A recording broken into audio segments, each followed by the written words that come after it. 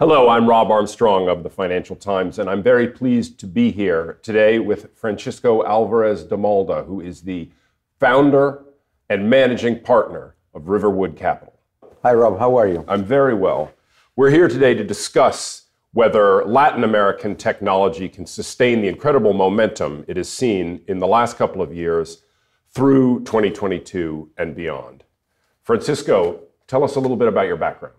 Yeah, thank you for being here. I'm originally from Latin America. I've been now living in the US for over 20 years. And as a technology entrepreneur and investor, my firm, Riverwood, and me and our team, we've been investing in technology companies since 2008. So it's been 14 years. We do that globally. Our main market is North America. However, we've been investing in Latin America since day one. So it's been quite a cycle for the region, and we're very happy to support a lot of the companies in Latin America in technology, building the next generation of businesses in the region. Clearly, technology is such a global market and such a global story for us at the Financial Times. Can you talk a little bit about what makes the Latin American region special, what characterizes the companies and the markets? Yeah, what I would say is when you look at Latin America in the global context of technology, number one, it's a very large population pool, over 600 million people. Today, Latin America has more than 400 million active internet users. That is a much larger number that you can find in the US. So it's a region with a lot of activity, a lot of consumers, with companies that are also digitalizing themselves, and that's creating a huge opportunity for disruption. I would say that some of the technology trends that we see globally and that we see in the US are also happening in Latin America. Some of those trends, you see them in parallel. Some of them, you probably see them a few years later. That adoption in technology is different depending on the circumstance. And then there's a little bit of a localization to the local nuances, to the local ways of doing business. But overall, what you see in Latin America is an amazing growth, an amazing adoption of digitalization. People want to embrace the digital age, and that's creating a very interesting opportunity for companies to really grow. It seems like within the last few years, there was a sense of acceleration, like it was a big moment for the region. And the numbers now are pretty staggering. I think this year alone, over 16 billion of investment in tech startups. What was the catalyst for this last leg of incredible growth? Yeah, as everything in life, I think it's a multidimensional problem, or there were several factors. I would say one thing is the region went through phases of entrepreneurial development, and it was a very big wave of new entrepreneurs, of new energy, of new way of doing business has been building up over the last decade. With really the creation of a lot of great businesses out of the internet initial age, and then into different cycles, in 2014, 18, different pushes across the region.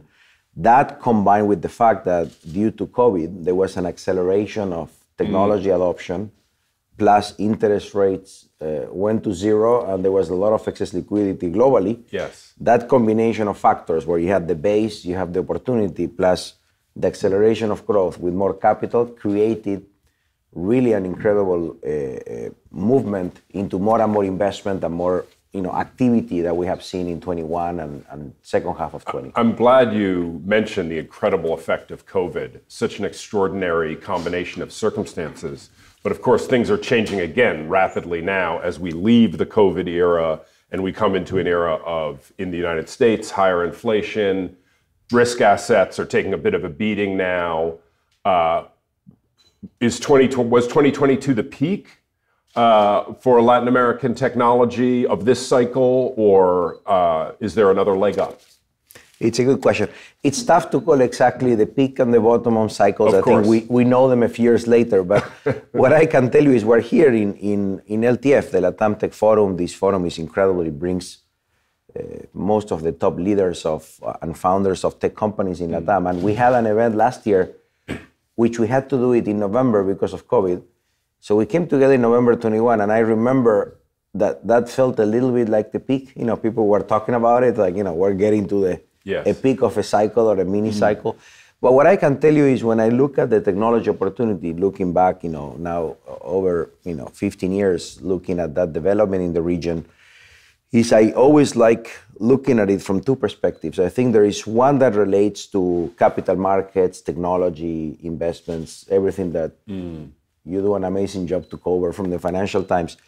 And I think on that front, yes, to me, we reached a certain peak at some point in 21, late 21, in terms of momentum, capital availability, etc. We're going through a correction in the market. Cost of capital went up, interest rates are up. So that creates a risk-off situation, and people are reassessing the way they think about valuations and the way they think about risk when they invest, for sure. But then there's a second dimension to all this, which is a business opportunity and really building companies and the adoption of technology. And I think when you think about that, I don't see any peak or any stopping. I think the impact that e-commerce is having in the region, that the digitalization of financial services, where millions of people are getting access to different type of financial products in a very cheap and accessible way. When you think about the software opportunity, all companies really embracing software and embracing technology adoption as a way to do business, all those trends were building up and growing in the region all across. There was certain acceleration in COVID. I would say some tactical acceleration in terms of, for example, buying more on demand, which then probably faded a little bit after COVID. But overall, those trends are stronger than ever, and the level of activity that we see is pretty incredible. I don't want to linger on the first part, the cyclical part, but looking at the tech headlines globally, layoffs have been a story from Amazon down to smaller companies. Do you think that's going to be a phenomenon for the companies that you work with in months to come?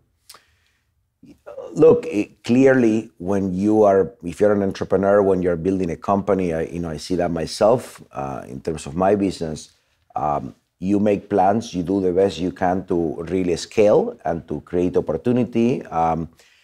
There's moments in times where you have to constantly assess. And companies, I think right now, are in assessing mode. Some of them did it earlier than others. We told our portfolio late last year, we need to really think through next year. We're getting into a new chapter, so we really need to be mindful.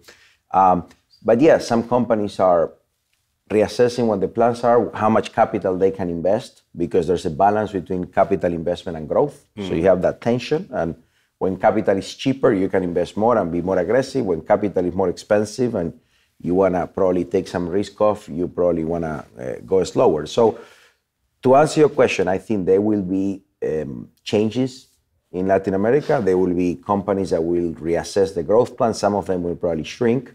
I think the ones that are probably going to have a bigger impact, and we are not investors at that stage. We are more, our companies are already larger. They don't go through this cycle. But if you go to the earlier stage part of the market where there's a lot of venture activity, disruption, trying new things, that part of the market, they're probably going to be more noise. Continued innovation and new companies, but also whenever you have these cycles, there is a rebalancing, and some businesses, unfortunately, will not work out and will have to change gears.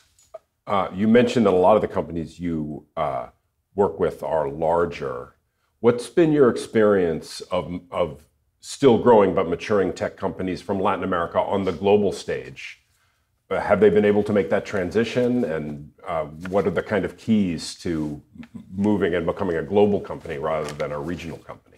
Yeah, that's a great question. By the way, technical comment or side comment, we like thinking that our companies not necessarily are larger, but are more proven, more like, sustainable. But that's more a strategy on where you pick what you do and what you try to support. We're more set up to help scale a proven company rather than take a different type of risk, which is fine, and a lot of other investors do. I think going back to your question about going global, look, the opportunity that I see out of Latin America is really, from a geography perspective, is really threefold. There are companies that can build a very strong local business, and there's businesses in technology that are very local. For example, software that relates to tax and local tax rules. That's extremely local.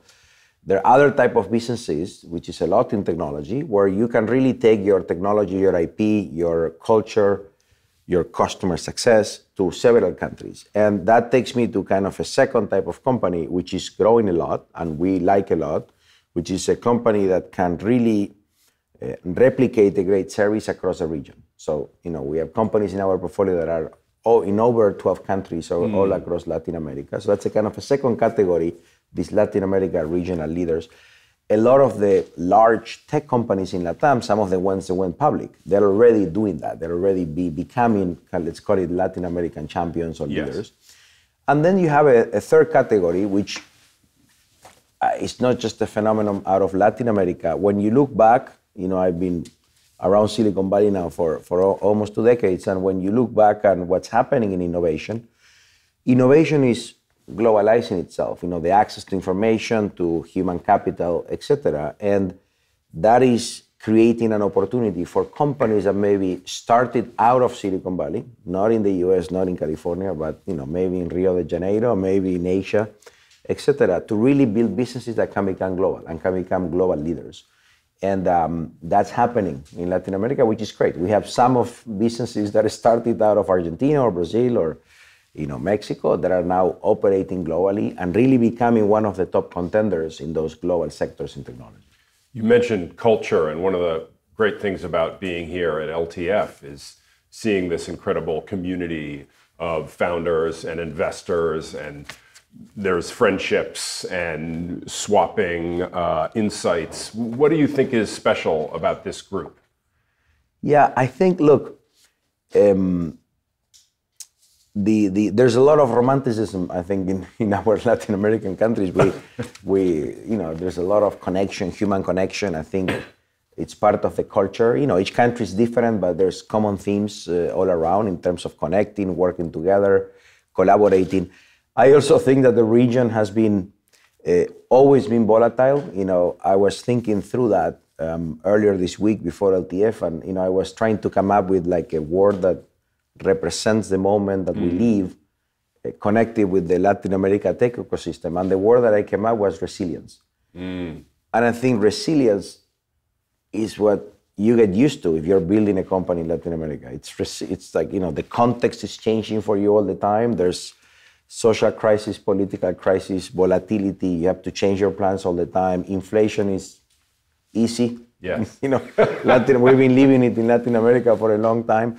So I think that resilience also builds when you get together with entrepreneurs, with other entrepreneurs. You just, come together to kind of, share insights into the common enemies that we have, which is, how to build on top of that context and that volatility. So I think that brings people together.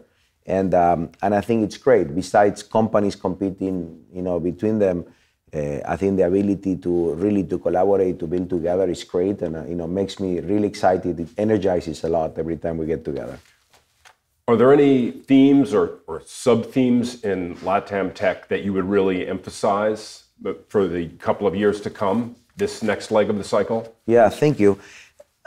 Look, I think that there are the global themes that are happening in LATAM that we see in other regions, such as, of course, the continued penetration of e-commerce, the digitalization of retail that's happening. And that is not only just selling online, but it's also how do you digitalize the way that companies do logistics, that, freight forward is being done, everything that relates to retail and selling goods. I think there is a very strong a clear trend in terms of digitalization of financial services, how people are paying, saving, investing. All that area is creating a whole new way of companies. And then if you take through other trends, they are all happening in LATAM as we see in the US and in Europe. I would say that one area which was a little bit incipient some years ago that is now becoming very relevant is the entire software opportunity in LATAM. So it used to be, 10 years ago, 8 years ago, people would focus more on consumer tech just because it's more, branding, interesting, obvious to see. But there has been a very significant investment, evolution. Also, companies are embracing the need to digitalize themselves, which is creating an opportunity for software companies to allow any company to run very efficiently, to just do things differently, which is what software can do for you. Francisco, thanks very much. Thanks for having me. And thank you for watching.